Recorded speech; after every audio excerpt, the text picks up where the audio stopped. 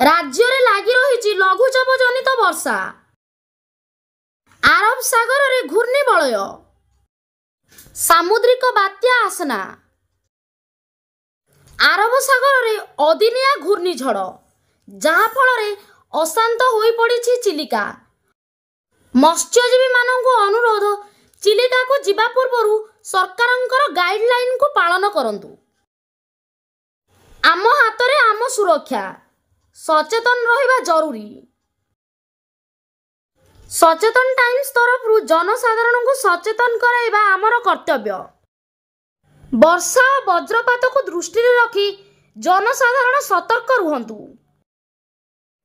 କୌଣସି ପ୍ରକାରର ବୈଦ୍ୟୁତିକ ତାର ରାସ୍ତାରେ ପଡ଼ିଥିଲେ ଉଠାନ୍ତୁ ନାହିଁ। ବର୍ଷା ସମୟରେ ଦ୍ରୁତ ଗତିରେ ଗାଡ଼ି ଚଳାନ୍ତୁ ନାହିଁ।